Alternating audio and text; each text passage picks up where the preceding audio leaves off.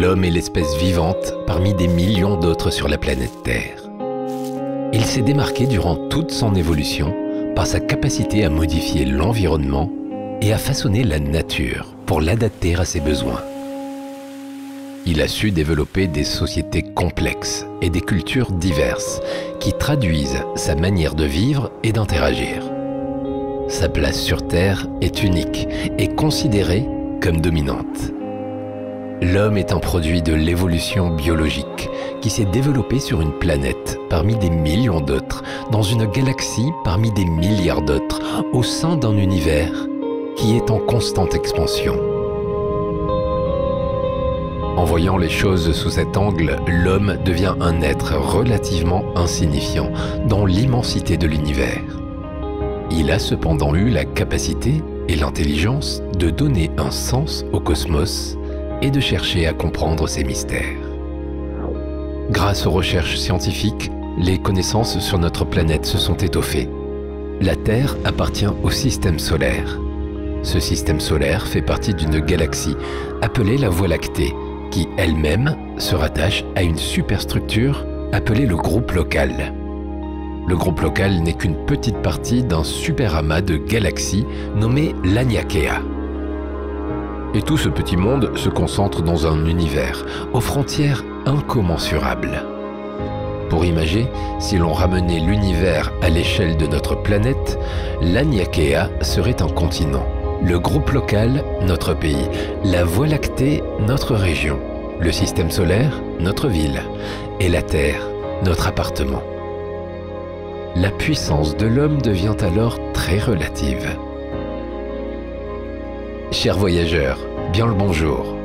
Aujourd'hui, nous partons explorer l'immensité de l'espace pour répondre à la question vertigineuse.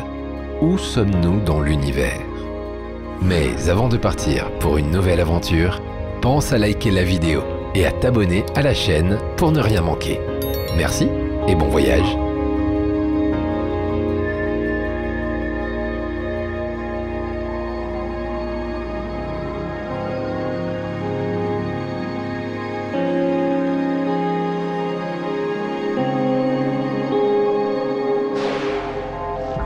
La planète Terre s'est formée au sein du système solaire.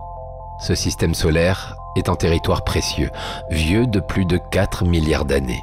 Il comprend le Soleil, les 8 planètes connues, ainsi que de nombreux petits corps de roches et de glace appelés astéroïdes et comètes. Le système solaire se divise en plusieurs zones. La zone intérieure se compose des planètes dites telluriques. Mercure, Vénus, Mars et bien sûr la Terre. Ces 4 planètes sont rocheuses et métalliques. Leur taille est relativement petite. Lors de leur formation, la chaleur du Soleil a chassé le gaz de cette zone pour y concentrer des éléments denses. Au-delà de Mars s'étend une ceinture remplie d'astéroïdes. Ce sont des millions de blocs de roches, déchets de la formation des planètes. À partir de cette ceinture d'astéroïdes, nous entrons dans le domaine des planètes géantes. Jupiter, Saturne, Uranus et Neptune. Dans cette zone externe du système solaire, la température plus basse lors de la formation de notre système solaire a permis l'existence d'éléments volatiles. Les planètes arborent des tailles supérieures à celles des planètes telluriques et elles se composent d'éléments légers, comme l'hydrogène et l'hélium. La formation du système solaire a eu lieu après qu'une nébuleuse s'est progressivement effondrée sur elle-même à la suite de l'explosion d'une supernova. La nébuleuse primitive s'est aplatie sous l'effet de sa rotation. La partie centrale s'est réchauffée, ce qui a formé un protosoleil. Des poussières riches en carbone, en glace, en métaux et en minéraux se sont alors agglutinées en blocs. On appelle ce phénomène l'accrétion. Ces blocs se sont rencontrés jusqu'à constituer des protoplanètes, puis, quelques millions d'années plus tard, les planètes dans leur taille actuelle.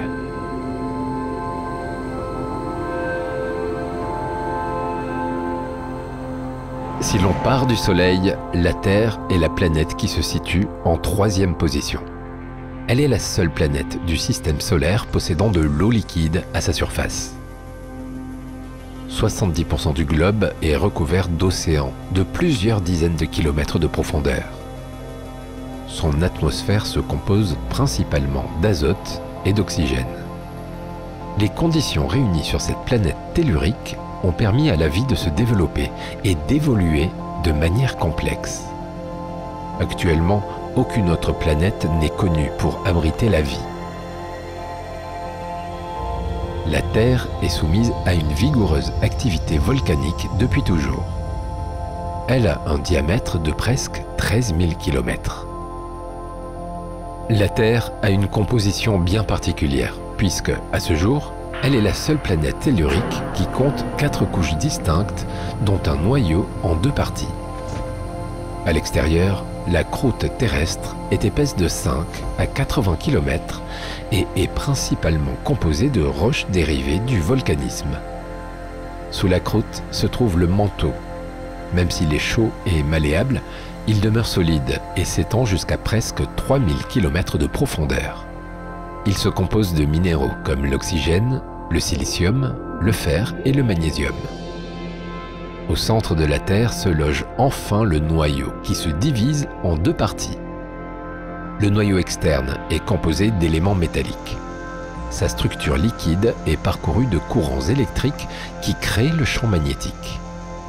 Le noyau interne solide, composé de fer et de nickel, est soumis à une pression phénoménale et à une température atteignant les 6000 degrés Celsius.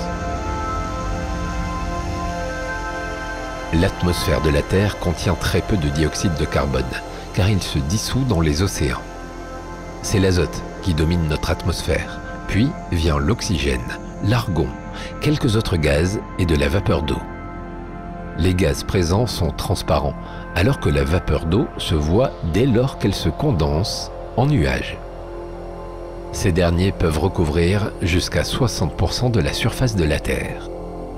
Dans le système solaire, l'atmosphère s'apparentant le plus à celle de la Terre est celle de Titan, une lune de Saturne. L'atmosphère de Mars est 100 fois moins dense que celle de la Terre et celle de Vénus l'est 100 fois plus. L'ozone est une molécule qui renferme 3 atomes d'oxygène.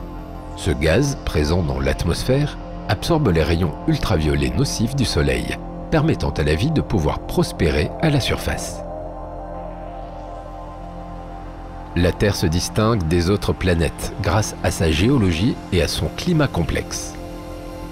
Une autre de ses caractéristiques est que sa croûte se divise en plaques tectoniques, qui sont mobiles les unes par rapport aux autres.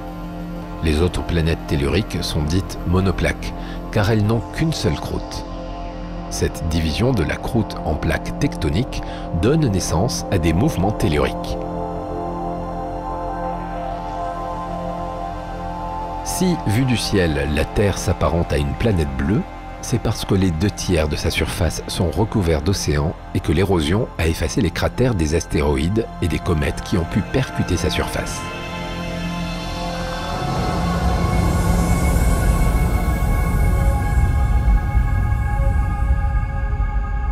Aux côtés de la Terre se retrouve la Lune, son satellite.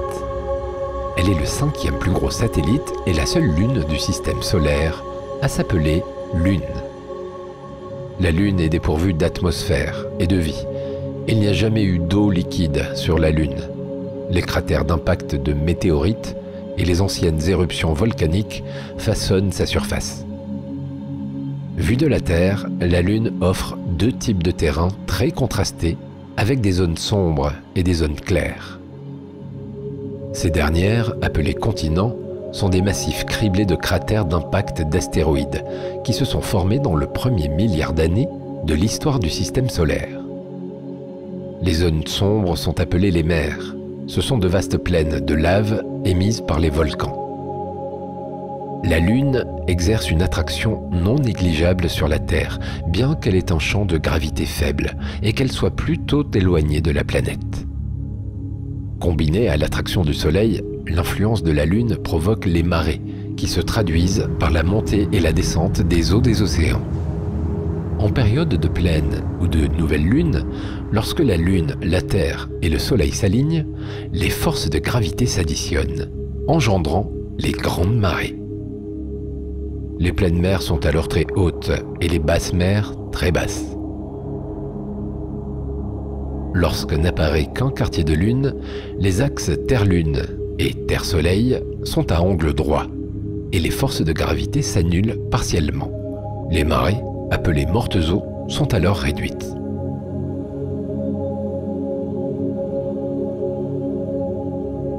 Celui qui règne en maître dans ce gigantesque domaine et sans qui la Terre, et par conséquent l'homme, ne serait rien, est le Soleil. Cette boule géante composée d'hydrogène et d'hélium renferme 99,9% de la masse totale du système solaire. Le Soleil est une étoile. Même si celle-ci nous paraît énorme, elle est de taille moyenne, avec un diamètre de presque 1 400 000 km. Le Soleil en est à la moitié de son cycle de vie, puisqu'il a déjà épuisé entre 35 et 45% de ses réserves d'hydrogène. D'ici environ 6 milliards d'années, l'hydrogène sera totalement consommé et le Soleil entrera en expansion. Il deviendra alors une étoile sous-géante, plus brillante mais moins chaude. 1 milliard d'années plus tard, l'étoile deviendra une géante rouge, grossissant encore. Il éjectera ensuite ses couches externes dans l'espace, jusqu'à ce que son noyau se recroqueville en une naine blanche. C'est au sein de son noyau, la région centrale du Soleil, que se produisent des réactions nucléaires. L'énergie libérée remonte vers la surface et s'échappe sous forme de lumière et de rayonnement. C'est grâce à cette même énergie que la vie sur Terre est possible. L'atmosphère agit comme un bouclier. Elle permet à l'énergie solaire de pénétrer et empêche la chaleur parvenue de s'échapper tout en évitant que les dangereuses radiations solaires n'atteignent la planète. Cet effet s'appelle l'effet de serre. L'atmosphère nous tient confortablement au chaud, jour et nuit. Les êtres humains dépendent entièrement du Soleil, qui intervient dans tout le cycle de la vie. L'étoile chauffe les terres, les océans et l'air. Lorsque l'eau s'évapore, des nuages se forment. Au sein de ces derniers, des gouttelettes d'eau se constituent en même temps que la vapeur d'eau se refroidit. Elles retomberont ensuite sous forme de pluie. Les humains, les animaux et les plantes profitent de cette eau. Les plantes utilisent également la lumière solaire pour la photosynthèse. Elles convertissent le dioxyde de carbone et l'eau en carbohydrates nécessaires à leur développement. En contrepartie, elles libèrent l'oxygène dont les êtres vivants ont besoin pour respirer.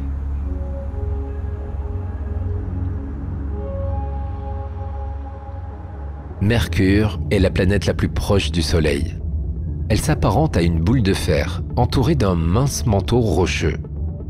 Sa surface est, comme celle de la Lune, couverte de cratères d'impact.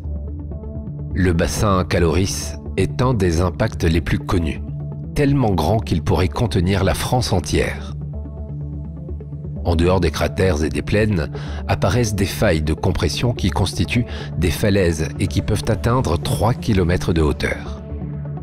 N'ayant aucune atmosphère ni d'eau liquide, la seule érosion de Mercure provient de l'impact des météorites, des astéroïdes et des comètes.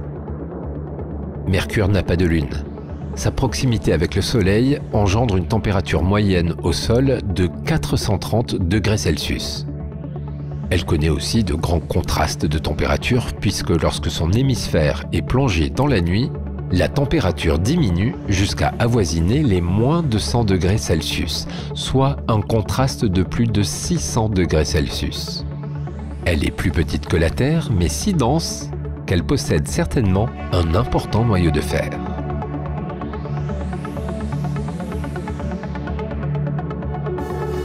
Vénus est la planète la plus proche de la Terre.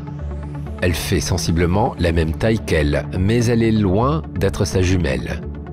Une épaisse atmosphère de gaz carbonique, recouverte de nuages d'acide sulfurique, occulte sa surface. La pression exercée au sol est équivalente à celle d'une mer profonde de 900 mètres. Alors qu'elle est plus éloignée du Soleil que Mercure, la température moyenne au sol de Vénus est plus chaude et atteint jusqu'à 490 degrés Celsius. La surface de Vénus est recouverte d'édifices volcaniques, comme les Pancake Domes, qui sont des reliefs circulaires et aplatis formés par une lave riche en gaz. Cette dernière s'étale comme une pâte à crêpes, puis se solidifie et se brise. Le plus haut volcan de Vénus est Matmos, qui culmine à 8000 mètres d'altitude. Ces coulées de lave peuvent atteindre des centaines de kilomètres de long.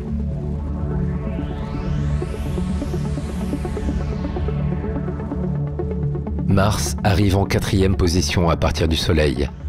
Son diamètre, d'un peu plus de 6700 km, est 2 fois plus petit que celui de la Terre. Elle possède une fine atmosphère contenant principalement du dioxyde de carbone. Son climat instable entraîne la formation de calottes de glace.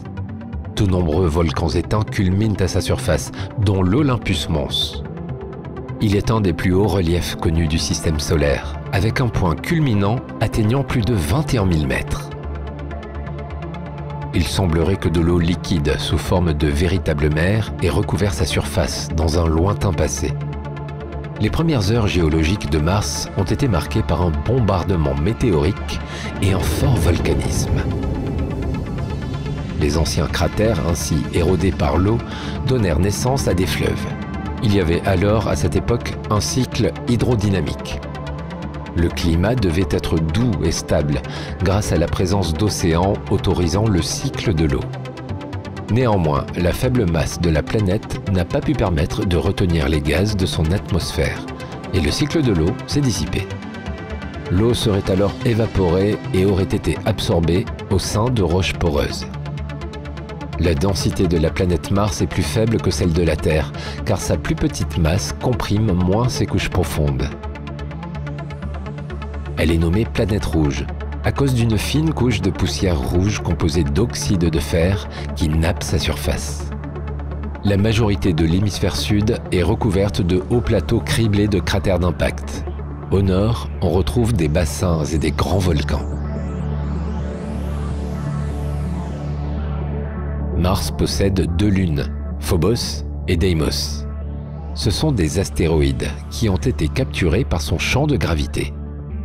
Elles sont criblées de cratères et ont des formes irrégulières. Toutes deux sont de petite taille, avec des diamètres modestes de 27 km pour Phobos et 15 pour Deimos. La distance entre Deimos et Mars est telle qu'il est en orbite synchrone avec la planète. La Lune se retrouve toujours à la verticale du même endroit.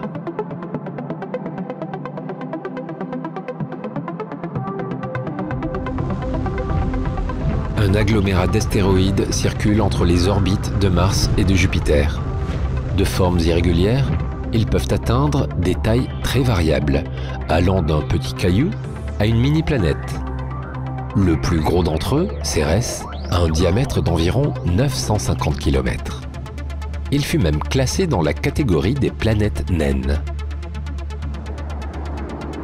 Les astéroïdes sont composés de minéraux, de métal ou de carbone. Ils sont criblés de cratères d'impact. Ils n'ont pas pu s'agréger pour former une planète car le champ de gravité de Jupiter a perturbé et éparpillé les blocs. Ces corps rocheux tournent en orbite autour du Soleil, mais leur taille trop modeste les empêche d'être classés dans la catégorie des planètes. La majorité des astéroïdes se situe dans la ceinture principale. Son épaisseur mesure entre 100 et 300 millions de kilomètres. Les astéroïdes sont classés en 3 familles distinctes selon leur composition chimique et leurs caractéristiques morphologiques. On retrouve ainsi les astéroïdes de type C, dits carbonés, les astéroïdes de type S, riches en silice, et les astéroïdes de type M, dites métalliques. Environ 75% d'entre eux sont des astéroïdes de type C. Ils se logent dans les régions les plus éloignées de la ceinture d'astéroïdes et sont les moins lumineux.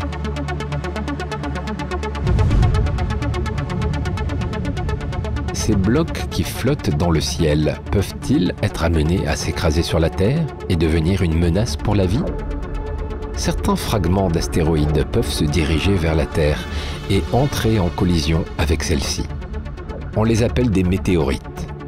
Si l'un d'eux pénètre l'atmosphère terrestre à grande vitesse, la friction engendre une chaleur si forte qu'elle le réduit en cendres et produit une traînée de lumière dans le ciel.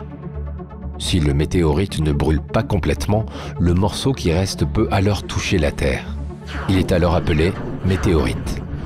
Un impact avec une météorite de grande taille pourrait évidemment laisser des signes évidents à la surface de la Terre et provoquer des conséquences dramatiques pour la vie.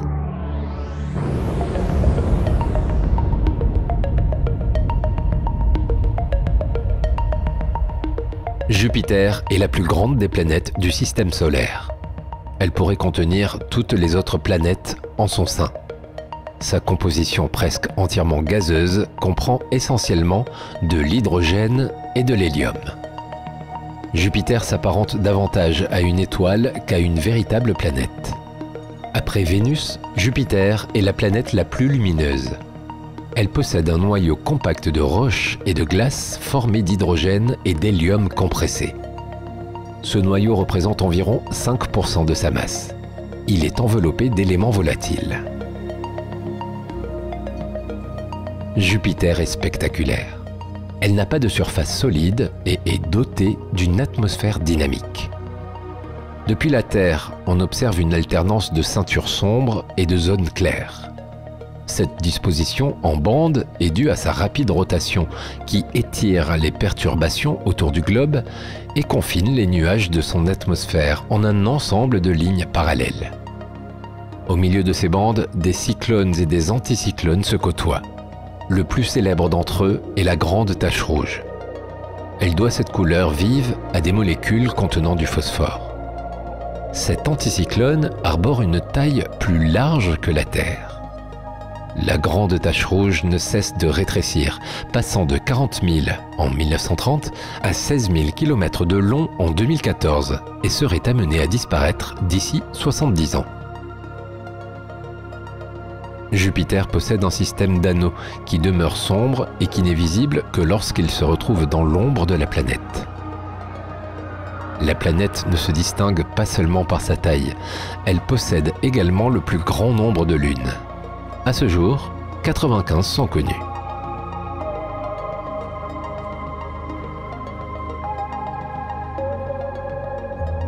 Saturne est la deuxième plus grande planète du système solaire.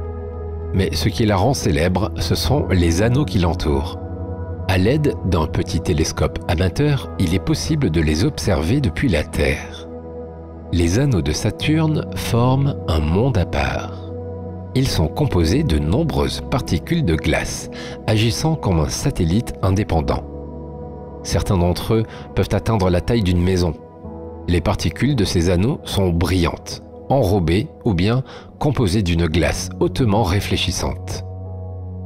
Les anneaux de Saturne sont plus brillants que ceux des autres planètes et réfléchissent jusqu'à 60% de la lumière solaire. Ils sont aplatis.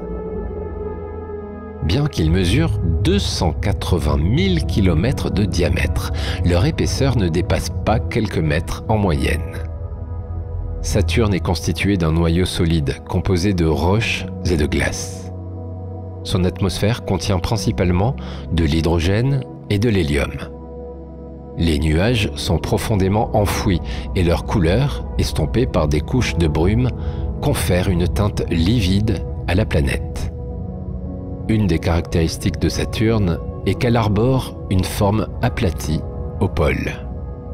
Ceci est dû à sa rotation sur elle-même, extrêmement rapide, de moins de 10h30 pour un tour complet.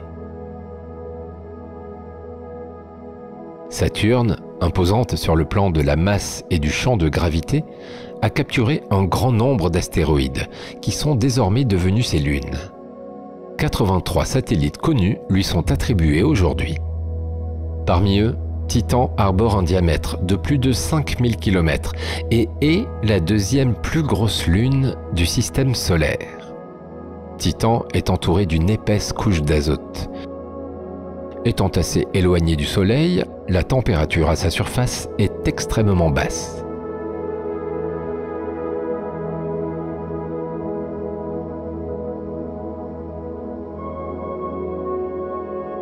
En continuant à s'éloigner du Soleil, on peut observer dans le ciel une bille au reflet bleu-vert.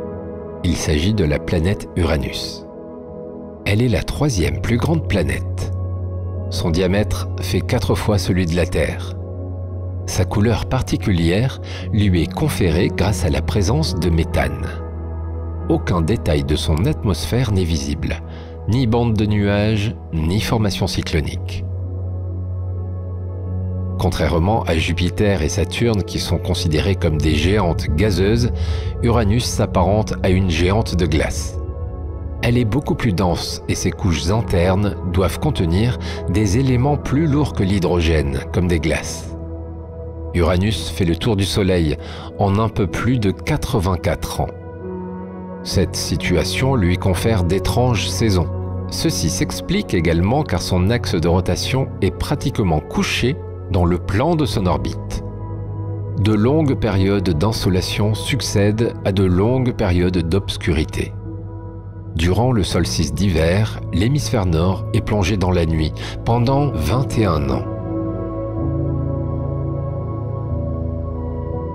La planète Uranus possède des anneaux.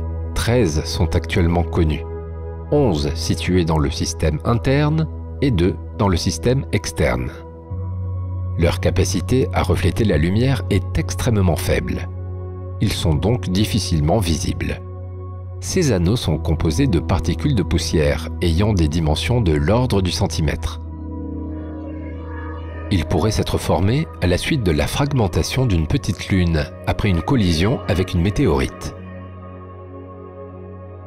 Uranus compte à ce jour 27 lunes connues. 5 d'entre elles se différencient par leur grande taille. Les autres ne mesurent que quelques dizaines de kilomètres de diamètre. La plus grosse, Titania, mesure 1580 km de diamètre. Mais la plus étrange des lunes rencontrées jusqu'ici est Miranda, le 5e satellite d'Uranus en taille. Sa surface présente des formations géologiques complexes et extraordinaires. On pourrait la comparer à un puzzle géant, comme si cette lune avait été déchirée, puis recollée.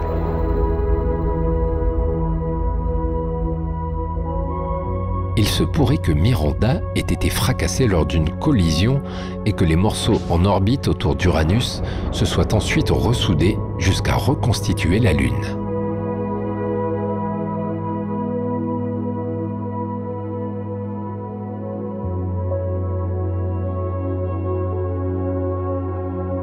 Neptune est une planète gazeuse. Contrairement à Jupiter et Saturne, son noyau solide est plus grand par rapport à sa masse totale. L'atmosphère de Neptune se caractérise par des vents puissants allant à plus de 2000 km/h et de grandes formations cycloniques qui persistent sur de longues périodes. La grande tache sombre la plus visible est aussi grande que la Terre. La dernière planète du système solaire, lui, d'une magnifique couleur azur. Cette teinte s'explique par la présence de méthane dans son atmosphère qui absorbe les radiations rouges et ne laisse filtrer que le bleu. Son atmosphère est composée, en plus du méthane, d'hydrogène et d'hélium.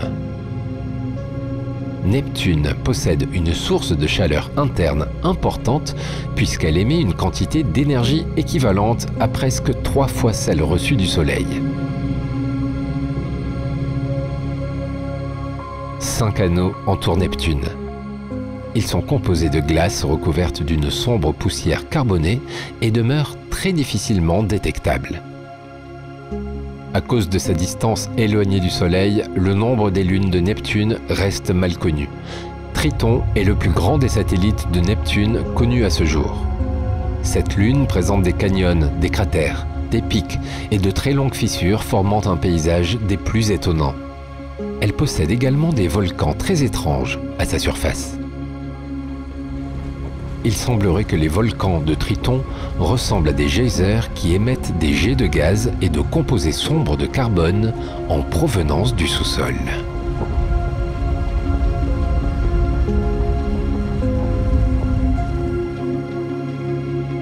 Pluton était considérée comme la 9e planète du système solaire. En 2006, elle a été reclassée dans la catégorie des planètes naines. Les planètes naines sont considérées comme des astres en orbite autour d'une étoile, plus ou moins sphérique, et qui se trouvent souvent à proximité de nombreux autres grands objets tels que des astéroïdes, des comètes ou d'autres planètes naines. Comme leur nom l'indique, ces planètes sont petites. Elles ne peuvent donc exercer les forces gravitationnelles nécessaires pour attirer et retenir les objets qui se trouvent dans leur orbite.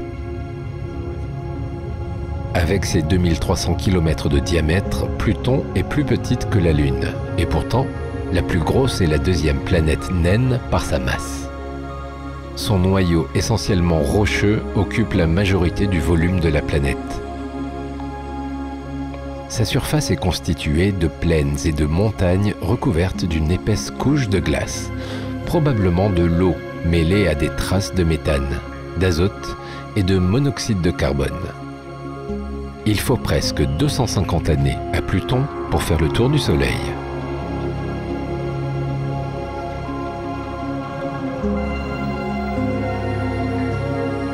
Au-delà de Pluton s'ouvre une vaste région peuplée de comètes. Les comètes nous sont visibles lorsqu'elles se rapprochent du Soleil puisqu'elles développent alors une queue étincelante. Mais des milliards de comètes invisibles séjournent en marge du système solaire. Les comètes sont classées en 2 familles. Celles à longue période qui font le tour du Soleil en plus de 200 ans et celles à courte période.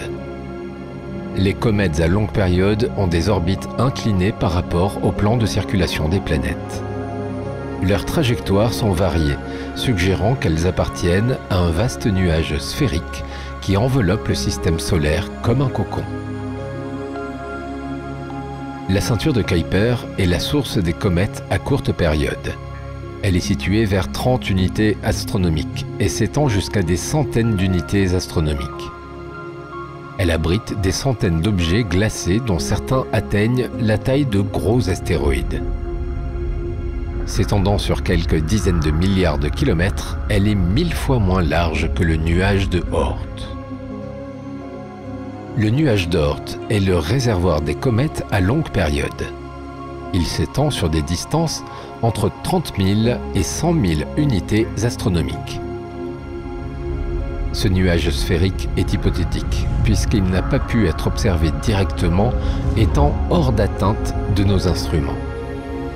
La connaissance de son existence est fondée sur les analyses des orbites de plusieurs comètes. En 1932, un premier astronome postula que les comètes en orbite pendant de longues périodes provenaient d'un grand nuage situé au-delà des limites du système solaire. Une vingtaine d'années plus tard, un autre astronome avança une théorie selon laquelle les météorites n'auraient pas pu se former sur leur orbite actuelle à cause des phénomènes astronomiques qui les régissent.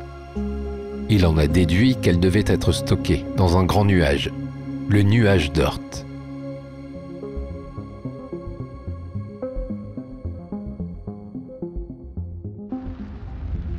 Une comète qui passe près du Soleil perd une partie de sa masse, volatilisée en gaz et en poussière. On pourrait penser qu'en quelques dizaines de milliers d'années, une comète devrait avoir complètement fondu. Et pourtant, le système solaire est depuis toujours rempli de comètes. Il existe en fait un vaste réservoir de comètes en hibernation autour du Soleil. Le Soleil se déplace dans la Voie lactée et lorsqu'il passe près d'autres étoiles, il est soumis à des forces de marée. Des comètes peuvent alors être délogées du nuage d'Oort et dirigées vers l'intérieur du système solaire. Les comètes sont des corps composés d'une tête qui comprend un noyau entouré d'une chevelure lumineuse de gaz. Le noyau de la comète présente des colorations différentes, variant du noir au gris en passant par le rouge. Le noyau est composé d'un silicate commun et de molécules composées de carbone, d'oxygène, d'azote et d'hydrogène. Lorsqu'elle est éloignée du Soleil, la comète est invisible, comme beaucoup d'autres petits corps célestes. Dès lors que la comète se rapproche des régions internes du système solaire, la chaleur produite sublime une partie de la glace présente dans le noyau qui, mélangée aux autres gaz, forme la chevelure et la queue. Au fil des passages, la matière dont est composée la comète à courte période s'épuise et la transforme en un corps minuscule parmi d'autres. Il arrive que la Terre, au cours de sa propre rotation autour du Soleil, croise les poussières ou les gaz qui ont été abandonnés par une comète. Ces matières, en traversant notre atmosphère, créent de magnifiques essaims de météores que l'on appelle des étoiles filantes. Lors de la formation de la chevelure de la comète, du dioxyde de carbone et du monoxyde de carbone s'évaporent dans un premier temps, puis c'est au tour de la glace. Le gaz émis se disperse dans l'espace et est remplacé par de la matière nouvelle. La vaporisation a lieu uniquement du côté orienté vers le Soleil, à l'endroit où la comète est active. La matière émise par le noyau peut se répandre dans l'espace sur des centaines de milliers de kilomètres.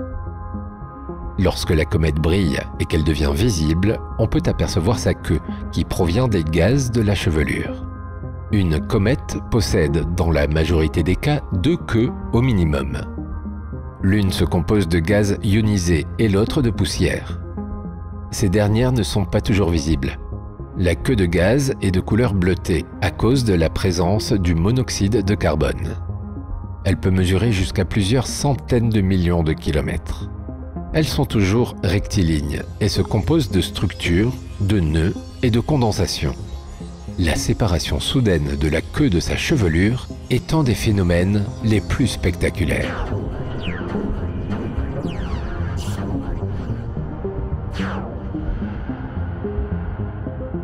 L'homme, depuis sa planète Terre, paraît infiniment petit lorsqu'on le replace à l'échelle du système solaire. Et pourtant, l'univers est loin de s'arrêter là. Le système solaire est situé dans une galaxie appelée la Voie lactée. Il s'agit d'un immense disque d'étoiles en mouvement qui mesure près de 1000 millions de milliards de kilomètres de diamètre.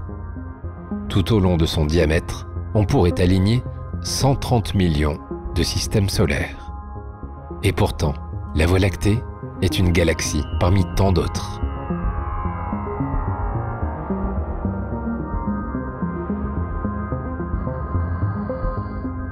Les galaxies sont de gigantesques amas d'étoiles pouvant s'étendre sur des centaines de milliers d'années-lumière. Présentant des tailles et des formes très variées, les galaxies sont classées en 2 familles principales, les elliptiques et les galaxies spirales. Les galaxies spirales sont encore subdivisées en spirales simples, spirales barrées et galaxies lenticulaires. Les galaxies elliptiques sont les plus massives. Les galaxies spirales et lenticulaires peuvent atteindre des diamètres semblables aux grandes elliptiques, mais sont moins massives car elles sont aplaties. Les galaxies spirales représentent 60% de tous les cas recensés et 30% sont elliptiques.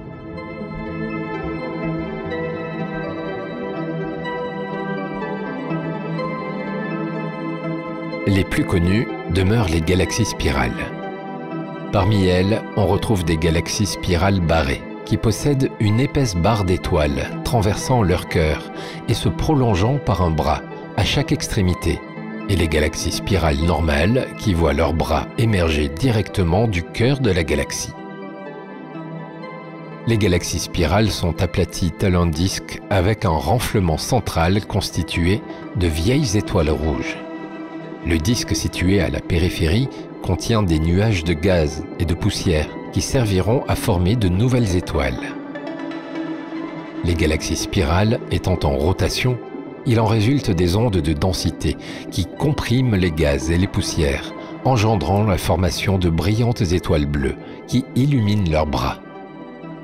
Un halo sphérique d'amas globulaires contenant jusqu'à 1 million de vieilles étoiles rouges entourent les galaxies spirales. Les galaxies dites elliptiques prennent une forme ovale, légèrement aplatie. Elles possèdent 3 axes de longueurs différentes.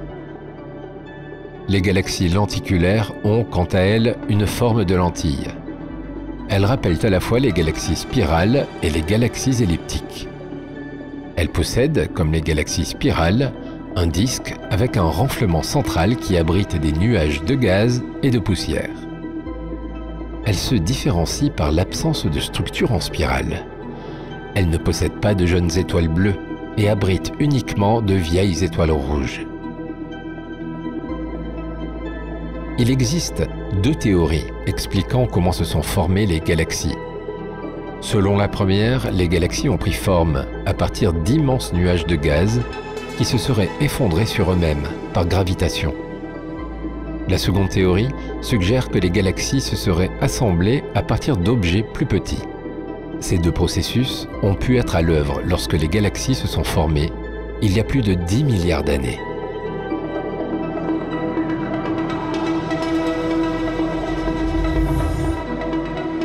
La Voie lactée s'est formée à peine 1 ou 2 milliards d'années après le Big Bang. L'univers consistait alors en une vaste étendue d'hydrogène et d'hélium. Certaines parties de cet univers, plus denses que d'autres, ont attiré la matière grâce à leur force de gravitation. Ces régions se sont individualisées en d'immenses nuages qui deviendront plus tard de futures galaxies. Ces différents nuages ont été amenés à se rencontrer et ainsi à former des ensembles encore plus denses. Lors des collisions, les ondes de choc ont brassé les gaz et provoqué leur effondrement en étoiles et en amas d'étoiles. Il semblerait que dans des temps plus reculés, l'univers contenait une plus grande proportion de galaxies spirales qu'aujourd'hui. Ce changement d'aspect de l'univers est dû aux collisions répétées entre galaxies. En effet, lorsque des galaxies spirales entrent en collision, elles fusionnent pour donner des galaxies elliptiques. La fusion explique aussi leur grande taille et pourquoi elles contiennent aussi peu de gaz et autant d'étoiles rouges.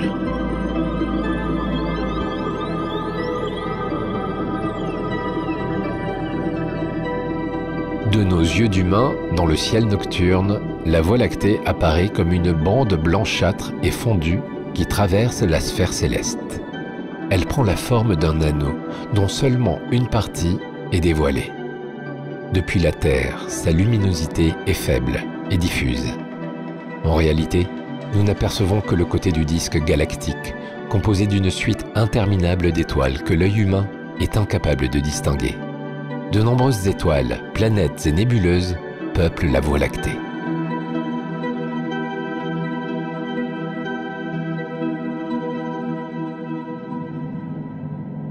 Une étoile est une boule de gaz ionisé formée principalement d'hydrogène et d'hélium, les 2 éléments les plus abondants de l'univers. Les étoiles tendent à s'effondrer sous leur propre poids. C'est la contraction gravitationnelle. Les réactions nucléaires qui se produisent au sein de l'étoile exercent également une pression de l'intérieur vers l'extérieur. L'équilibre entre ces 2 forces confère aux étoiles leur propre dimension. Le cœur de l'étoile est soumis à une haute température et à une forte pression. Les noyaux d'hydrogène entrent alors en collision et forment des noyaux d'hélium. Grâce à ces réactions, une étoile peut briller durant des milliards d'années. De sa température de surface dépendra sa couleur. Notre Soleil est une étoile jaune de taille moyenne. Les étoiles voient le jour dans les nuages moléculaires. Ces derniers sont de grandes étendues de gaz, à l'intérieur desquelles certaines régions sont plus denses que d'autres et attirent par gravité les gaz présents tout autour. Un globule se forme alors et se contracte jusqu'à se transformer en proto-étoile. La contraction provoque une augmentation de la rotation ainsi qu'une hausse de la température et de la pression. Les réactions thermonucléaires s'enclenchent, l'étoile naît. Le pôle Nord et le pôle Sud céleste constituent le prolongement jusqu'à l'infini de l'axe de la Terre et sont les 2 seuls points immobiles du ciel. L'étoile polaire indique presque exactement le pôle Nord. Elle n'est pas très lumineuse puisqu'elle est seulement la 48e étoile du ciel par ordre de brillance, mais c'est un des repères les plus importants puisqu'elle ne bouge pas et indique toujours le Nord. Grâce à elle, il nous est possible depuis la Terre de nous orienter la nuit, sans boussole ni GPS.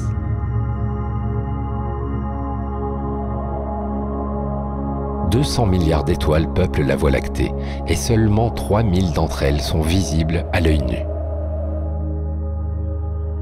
Le système stellaire le plus proche de nous est Alpha du Centaure. Il s'agit d'un système complexe composé de 3 axes. Les 2 plus gros forment une étoile double située à 4,37 années-lumière du système solaire. Leur taille et leur couleur ressemblent à celles du Soleil. Ils sont accompagnés de Proxima du Centaure. Il s'agit d'une minuscule étoile, une naine brune, mesurant 1,5 fois la taille de Jupiter.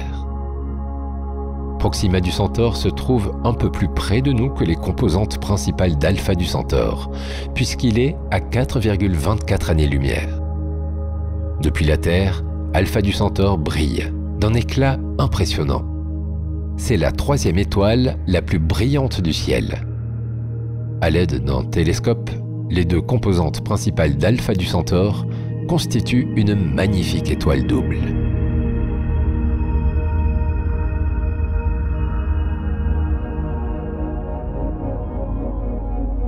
Plusieurs types d'étoiles peuplent la Voie lactée, les étoiles binaires, multiples et variables. Presque la moitié des étoiles de notre galaxie sont des étoiles binaires. Les étoiles binaires et multiples sont des astres en orbite autour d'un centre de gravité commun et qui se lient par l'attraction gravitationnelle. Les étoiles binaires se forment au sein du même nuage de matière qui, lors de son effondrement, se divise en 2 poches. Certains nuages se scindent en de multiples parties et peuvent regrouper jusqu'à 6 étoiles. Une étoile variable voit son éclat évoluer pour plusieurs raisons. Lorsqu'une étoile passe devant l'autre, par exemple, elle va moduler la quantité de lumière que l'on reçoit. Les pulsations périodiques de la surface de l'étoile peuvent également modifier sa luminosité. La lumière émise est fonction de la superficie de l'étoile. Les astres en fin de vie se dilatent et se contractent. Les étoiles peuvent subir des variations de luminosité imprévisibles, dues à des éruptions de gaz ou à d'autres phénomènes cataclysmiques. Chéliac est une étoile binaire à éclipse qui se révèle très étonnante. Elle se constitue de 2 étoiles si proches l'une de l'autre qu'elles échangent de la matière et se déforment mutuellement. La plus grosse des 2 perd l'équivalent de la masse du Soleil tous les 50 000 ans. Chéliac est située dans la constellation de la Lyre. Si notre planète était positionnée à proximité de ce couple stellaire infernal, les habitants verraient d'immenses protubérances s'arracher de la plus grosse pour aller s'enrouler autour de la plus petite. Mais depuis la Terre, on se contente de remarquer l'éclat de Chéliac, diminué dès lors que l'astre le plus petit passe devant le plus gros.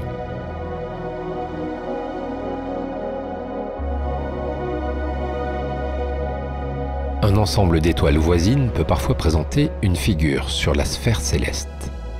Ce sont les constellations. Depuis la Terre, l'homme peut observer différentes figures dessinées par des étoiles, comme Orion, la Grande Ourse ou encore la Croix du Sud. Les étoiles ont leur mouvement propre, mais elles sont si loin de nous qu'elles nous semblent fixes. Leur position changera tout de même progressivement, au point que nos constellations familières deviendront, dans un futur lointain, totalement méconnaissables. La Grande Ourse est la plus célèbre constellation de l'hémisphère nord. Elle se trouve suffisamment proche du pôle céleste, où se trouve l'étoile polaire, pour ne jamais disparaître sous l'horizon, quelle que soit l'heure de la nuit et la saison. Les 7 étoiles de la Grande Ourse les plus lumineuses dessinent une forme de casserole, très reconnaissable. La plupart de ces astres sont à moins de 100 années-lumière et appartiennent à un amas ouvert presque complètement disloqué. De nombreuses légendes ont été associées à cette constellation. D'après la mythologie grecque, elle représente la nymphe Callisto, changée en ours par Héra, la femme de Zeus, après que son mari s'est épris d'elle. Zeus aurait alors élevé aux cieux l'ours pour la placer tout près du fils Arcas, qu'il a eu avec Callisto, et qui est lui aussi transformé en petit ours.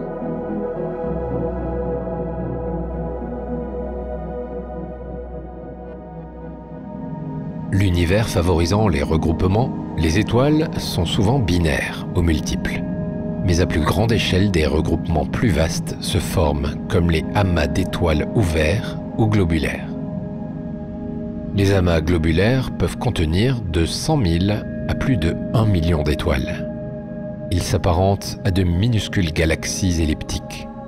Ils contiennent des étoiles âgées de couleur rouge, alors que les amas ouverts sont peuplés de jeunes étoiles bleues. Au sein de ces amas, les collisions sont fréquentes, entraînant la formation de nouvelles étoiles appelées des vagabondes bleues. Les amas globulaires gravitent autour du centre de la galaxie et forment ensemble un halo sphérique. La Voie lactée contient près de 150 amas globulaires dans son halo.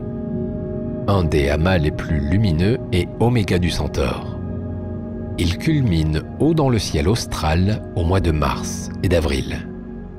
À l'œil nu, il a plus l'aspect d'une tache que d'une étoile. À travers une lunette, on peut observer que de nombreuses petites étoiles constellent sa surface. Oméga du Centaure contient près de 10 millions d'étoiles vieilles de plus de 10 milliards d'années. C'est le plus gros amas globulaire de toute la galaxie. Cet amas pourrait être le reste d'une petite galaxie qui aurait été avalée par notre Voie lactée.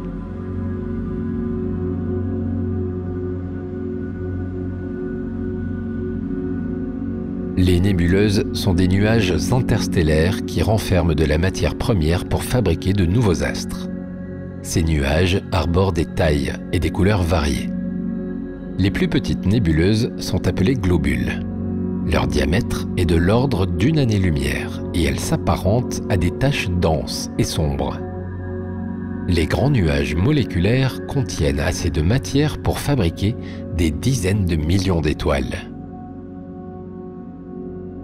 Tous les nuages se composent de gaz et d'hélium ainsi que de grains de poussière à base de carbone et de silicium. Lorsqu'une nouvelle étoile se forme dans un nuage interstellaire, la lumière ionise les gaz et crée une luminescence. Certains nuages n'émettent pas de lumière propre. Ils réfléchissent ou diffusent la lumière des étoiles et des nébuleuses se trouvant à proximité. La nébuleuse d'Orion est la plus proche de la Terre. Elle brille selon un phénomène de fluorescence. Les atomes du gaz sont stimulés par le rayonnement ultraviolet d'étoiles brillantes, ce qui les conduit à diffuser à leur tour de la lumière. Dans cette nébuleuse, de nombreuses étoiles et des disques planétaires sont en formation. Elle est facilement observable de la Terre simplement à l'aide de jumelles. Cette nébuleuse s'apparente à un petit nuage dans lequel la région centrale apparaît d'une couleur verdâtre.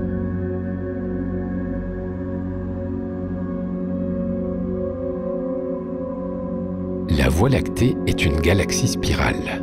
Elle se constitue d'un corps principal plat, prenant la forme d'un disque et arborant un diamètre de plus de 100 000 années-lumière.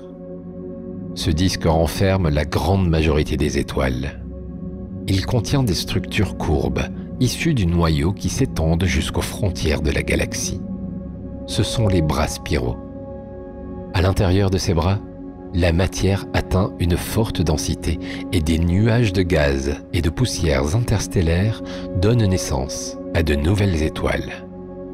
Au centre du disque aplati, on retrouve le noyau galactique qui abrite le halo. Une coque peuplée des plus vieilles étoiles et amas globulaires représentant les anciens systèmes stellaires de notre galaxie. Les amas globulaires ont une densité extrêmement élevée et sont des objets extraordinaires que nous pouvons contempler au télescope depuis la Terre.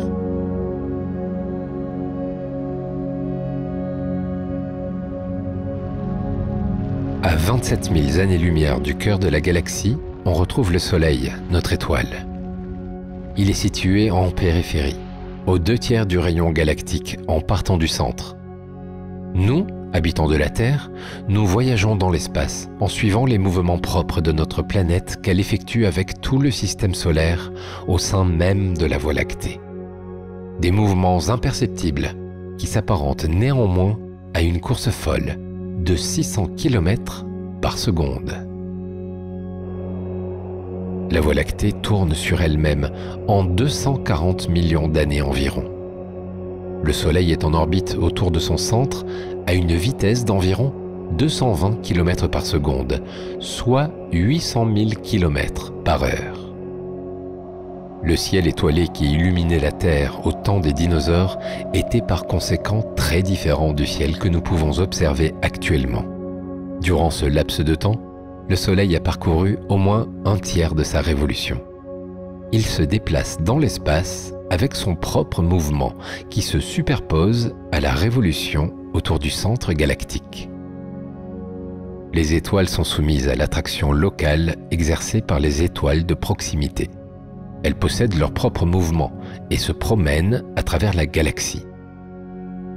Les constellations que nous observons n'existaient pas à cette époque et elles n'existeront plus dans le futur. Une des particularités de la Voie lactée et de toute autre galaxie à spirale est que sa rotation se produit de manière différenciée. Les étoiles et les objets célestes centraux ont une période de révolution plus courte que les étoiles et les objets plus éloignés.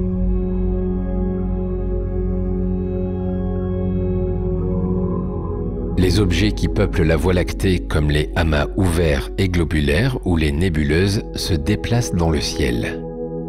Le mouvement des amas globulaires est particulièrement remarquable.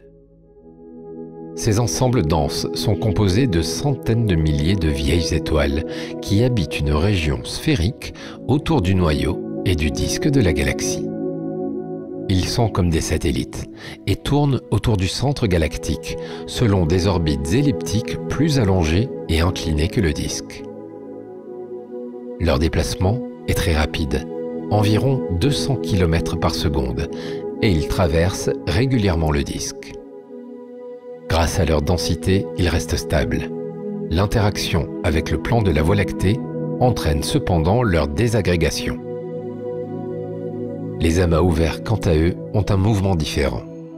Contenant à peine quelques centaines ou milliers d'étoiles, ces amas se disloquent dans les bras spiraux. Leurs étoiles étant moins épaisses que celles des amas globulaires, elles tendent à se désagréger sur des dizaines de millions d'années. Par conséquent, les amas globulaires peuvent atteindre une durée de vie de plus de 10 milliards d'années, alors que les amas ouverts sont plus jeunes. Une grande bande de poussière, appelée le Grand Rift, scinde la Voie lactée en deux. À l'origine, notre galaxie n'était constituée que d'étoiles et de nuages d'hydrogène, et l'on y voyait très bien à travers. Depuis, les innombrables explosions d'étoiles ont libéré de la poussière qui s'est accumulée à l'intérieur en modifiant totalement son aspect. Lorsque l'on regarde vers l'intérieur de la galaxie, le Grand Rift se positionne entre la constellation du Cygne et la constellation australe du Centaure. Toutes les galaxies spirales sont aujourd'hui traversées par de telles bandes de poussière. La Voie lactée appartient à un ensemble d'une soixantaine de galaxies, appelé le groupe local.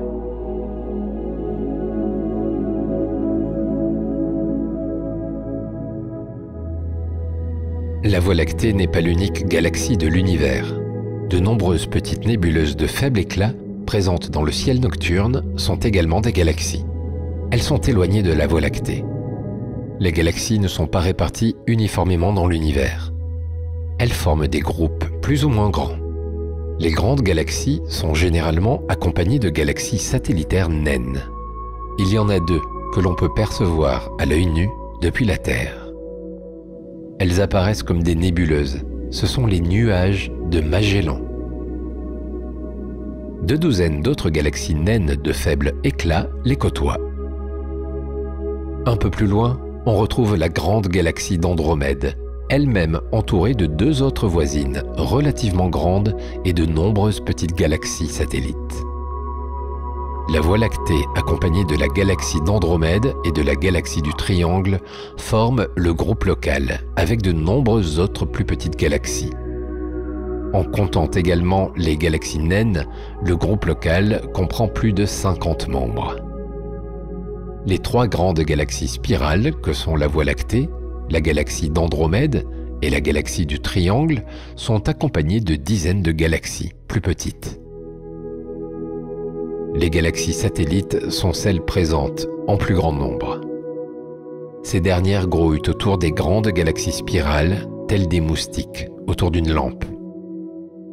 Ces galaxies satellites sont des agglomérats discrets de plusieurs millions d'étoiles de quelques milliers d'années-lumière de diamètre. La galaxie du Triangle ne possède aucune galaxie satellite, alors que la Voie lactée et la galaxie d'Andromède en sont entourées de nombreuses. Elles ont probablement grossi en engloutissant des petites galaxies satellites. Ce processus se poursuit encore actuellement. Par exemple, la galaxie naine du Sagittaire a été étirée par les forces de marée de la Voie lactée et finira par être avalée par cette dernière.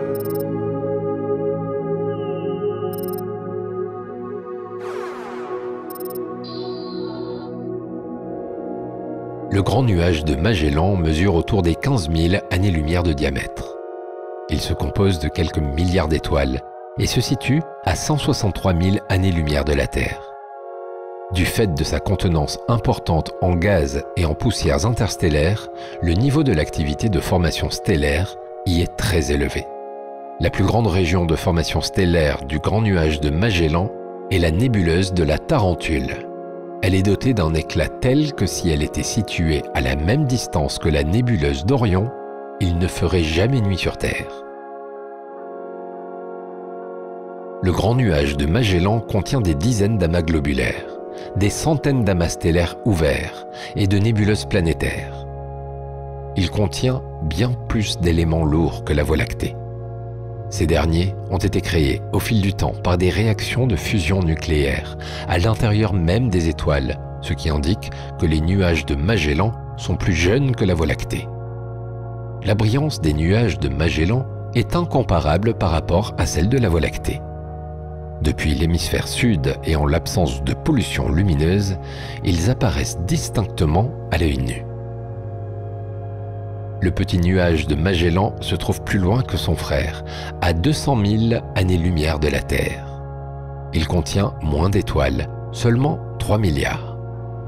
Il est moins brillant dans le ciel nocturne, mais reste reconnaissable à l'œil nu. Le petit nuage de Magellan contient un grand nombre de céphéides. Ces dernières sont des étoiles dont la luminosité varie selon une période de quelques jours ou quelques semaines.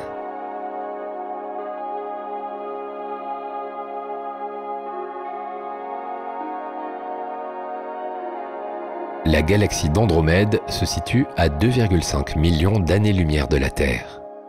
Depuis l'hémisphère nord, par une nuit d'automne sans lune et par temps clair, la galaxie d'Andromède apparaît comme une tache de lumière diffuse.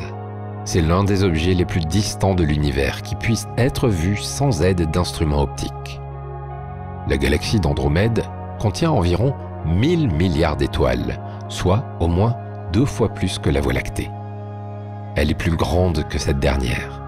C'est la plus grande galaxie du groupe local. Elle semble cependant contenir moins de régions de formation stellaire.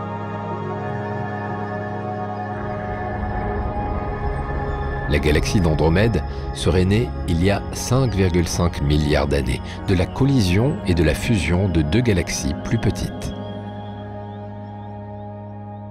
La galaxie du Triangle doit son nom à la constellation dans laquelle elle se trouve. Cette galaxie spirale se trouve à presque 3 millions d'années-lumière de la Terre. Elle a un faible éclat.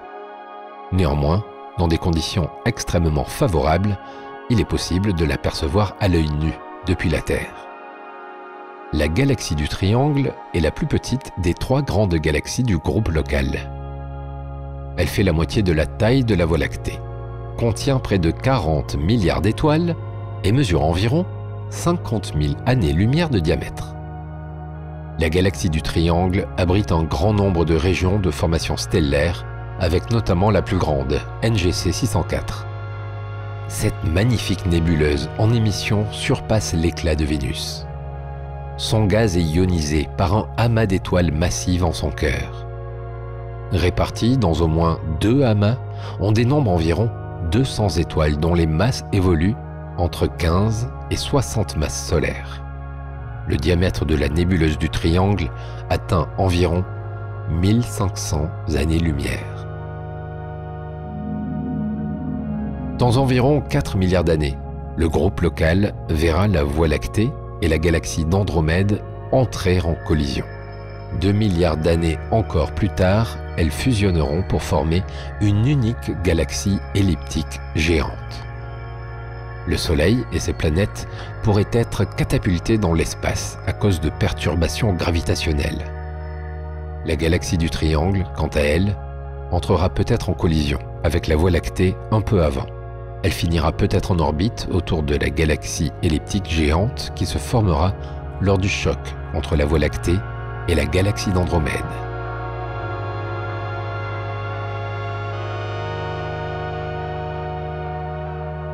Laniakea est un mot hawaïen qui signifie horizon céleste immense ou paradis incommensurable. Il s'agit d'un superamas de galaxies, englobant, entre autres, le superamas de la Vierge qui abrite la Voie lactée et donc notre planète Terre. Notre groupe local forme avec d'autres galaxies une superstructure en position quasi centrale au sein de l'amas de la Vierge. Ce dernier est comme un vaste et plat étendu, comprenant un petit renflement central que l'on appelle superamas local. Le groupe local ne représente qu'un superamas parmi les 6 millions répertoriés dans l'univers observable. Laniakea se compose de 3 superamas. Le superamas de la Vierge, dont nous faisons partie, le superamas de l'Hydre Centaure, dans lequel se trouve le Grand Attracteur, et enfin le superamas du Pan Indien. Comme dans la plupart des amas galactiques, l'espace entre les différentes galaxies n'est pas vraiment vide. Il est rempli de gaz raréfiés, principalement de l'hydrogène et de l'hélium, à une température de près de 30 millions de degrés Celsius. Laniakea s'étend sur plus de 500 millions d'années-lumière. Ce superamas contient plus de 100 000 galaxies. La masse de Laniakea est évaluée à environ 100 millions de milliards de fois celle du Soleil. Chacune des 100 000 grosses galaxies, comme la nôtre, compte en moyenne 100 milliards d'étoiles et 1 million de galaxies naines. Le groupe local se situe dans le superamas de la Vierge. Le superamas de l'Hydre Centaure est le plus riche voisin du superamas de la Vierge. Il s'agit en réalité de 2 superamas, celui de l'Hydre et celui du Centaure, qui sont reliés gravitationnellement. Le superamas Pan Indien contient 3 amas principaux: Abell 3656, Abell 3698 et Abell 3742. Au cœur du superamas Laniakea se trouve le Grand Attracteur. Cette anomalie gravitationnelle de l'espace intergalactique démontre l'existence d'une concentration locale de masse équivalente à des dizaines de milliers de fois la masse de la Voie lactée. Notre galaxie, ainsi que tous ceux qui se trouvent dans notre superamas, se dirigent vers le Grand Attracteur.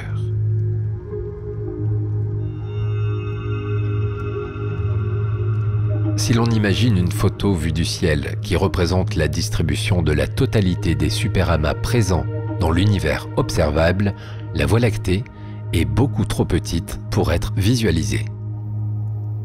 Proportionnellement, le système solaire, la Terre et l'homme ne peuvent qu'être imaginés. Nous sommes une part infime d'un grain de poussière dans ce vaste océan. Ce vaste océan en question représente à nos yeux l'univers dit observable. Plus l'homme regarde loin dans l'espace, plus il regarde loin dans le passé. La vitesse de la lumière n'est pas infinie, mais la vitesse finie de la lumière combinés à l'âge fini de l'univers, délimitent une frontière infranchissable au-delà de laquelle nous ne pouvons pas voir. C'est l'horizon cosmologique. Même doté du meilleur télescope, tout au-delà de cette limite demeure indécelable. La lumière a besoin de temps pour parvenir jusqu'à nous, mais le temps de trajet possible est limité, puisque l'univers est âgé de 13,8 milliards d'années. Ainsi, la lumière d'une galaxie située à 20 milliards d'années-lumière de nous n'a pas encore eu assez de temps pour atteindre la Terre. Elle se trouve au-delà de notre horizon cosmologique.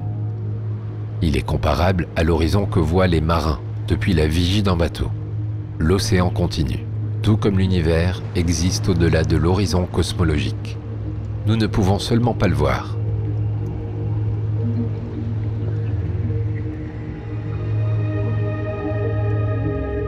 L'expansion de l'univers est plus rapide que la vitesse de la lumière. C'est pourquoi les galaxies sont éloignées les unes des autres au-delà de 13,8 milliards d'années. Le télescope ne montre pas le monde tel qu'il est, mais tel qu'il a été. Lorsque nous regardons les étoiles, nous regardons en fait dans le passé. Plus nous regardons loin dans l'espace et plus nous voyons loin dans le passé. Ce phénomène nous donne accès à des corps ou à des phénomènes qui n'existent plus, comme des étoiles qui ont explosé en supernovae. Des galaxies détruites par les forces de marée ou encore les premières années de l'univers. La lumière a une vitesse de 300 000 km par seconde. Elle met du temps à nous parvenir. Il faut environ 8 minutes pour que la lumière du Soleil nous atteigne sur la Terre. Lorsque nous regardons le Soleil, il apparaît tel qu'il était 8 minutes plus tôt. Quand nous regardons les étoiles dans le ciel nocturne, elles nous apparaissent telles qu'elles étaient des dizaines, voire des centaines d'années plus tôt. Avec le phénomène d'expansion de l'univers, le concept de distance perd une partie de son sens.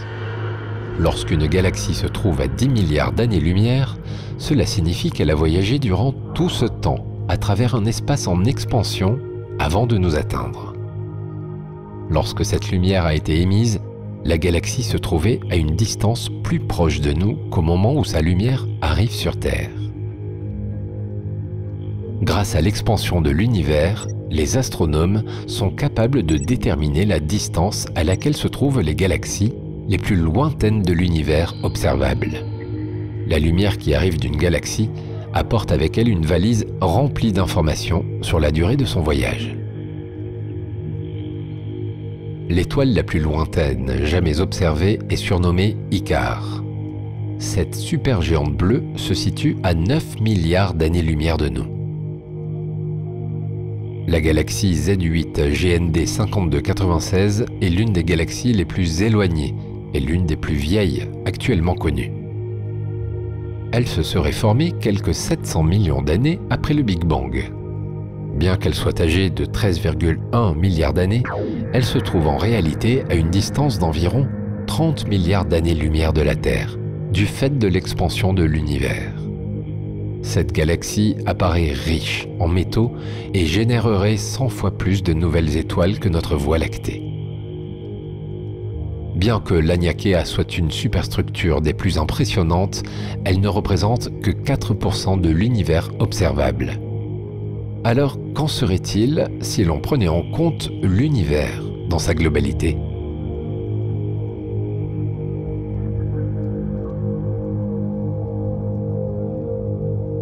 Il y a longtemps, les hommes pensaient que la Voie lactée était unique.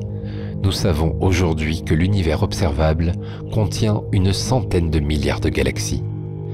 Est-il possible que les hommes découvrent un jour qu'il existe d'autres univers, au-delà de l'univers que nous sommes en mesure d'observer ?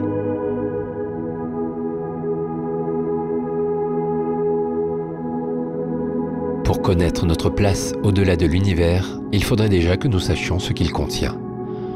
Or, cette zone nous est actuellement inaccessible. Seules des hypothèses sont émises par des scientifiques pour expliquer ce qui peut se trouver au-delà. L'univers que nous pouvons observer depuis la Terre est rempli de galaxies qui s'étendent dans toutes les directions. Nous les voyons à plus de 10 milliards d'années-lumière. Mais les galaxies doivent s'étendre bien plus loin. Sur ce sujet-là, les spéculations fourmillent et abordent sans complexe l'existence d'univers parallèles. La théorie des cordes de la physique des particules aborde la notion de multivers. Les différents univers de ce multivers posséderaient chacun des propriétés uniques. Ils pourraient exister en parallèle les uns des autres, mais dans des dimensions différentes. La science nous permet également d'imaginer qu'au-delà de l'univers observable, l'espace est infini et sans limite, puisque depuis sa création, il n'a cessé de croître. Le cosmos pourrait alors s'étendre perpétuellement. À des centaines de milliards d'années-lumière de nous se trouve peut-être un autre univers, semblable au nôtre. Dans cet autre univers parallèle, la vie existerait-elle ? Toutes les recherches menées à ce jour dans les zones que nous pouvons atteindre demeurent sans succès. Au-delà du Soleil, la Voie lactée contient entre 200 et 400 milliards d'étoiles. Elle n'est elle-même qu'une galaxie parmi 100 milliards d'autres galaxies. De nombreuses étoiles sont entourées d'un cortège de planètes. La liste des systèmes planétaires découverts s'allonge chaque année. Un univers rempli modestement de milliards de planètes pourrait bien dissimuler d'autres endroits où le miracle de la vie aurait pu avoir lieu. Depuis plus d'un demi-siècle, grâce à des détecteurs extrêmement sensibles et des ordinateurs de haute technologie, nous envoyons des messages codés mathématiquement aux systèmes exoplanétaires voisins pour leur clamer que nous sommes là. Le cosmos demeure désespérément silencieux. Même s'il est possible que la vie soit largement répandue dans l'univers, les formes de vie complexes et les civilisations intelligentes s'avéreraient certainement plus rares. Peut-être sommes-nous un sujet d'observation pour une expérience scientifique menée par une forme de vie extraterrestre évoluée ? Ou bien sommes-nous incapables de les comprendre car leur technologie est bien plus avancée que la nôtre?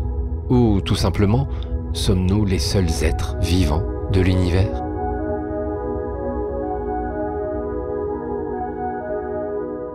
L'univers est extrêmement vaste, avec des milliards de galaxies contenant chacune des centaines de milliards d'étoiles. Vu de cet œil, l'homme occupe une place relativement insignifiante. Notre planète Terre n'étant qu'une petite planète rocheuse, orbitant autour d'une étoile de taille moyenne, le Soleil, située dans une banlieue galactique relativement tranquille.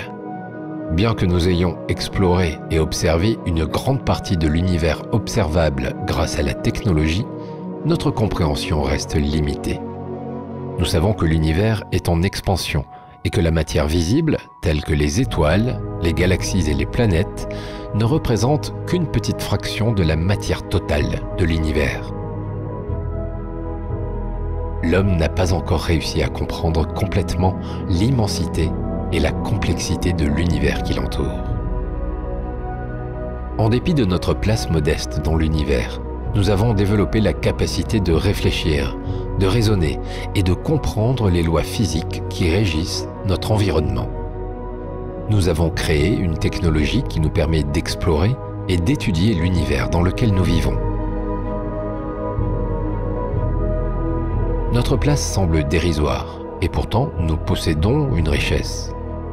Nous avons la capacité de comprendre et d'apprécier la beauté et la complexité de l'univers qui nous entoure et de repousser chaque jour les limites de notre connaissance pour en découvrir toujours plus.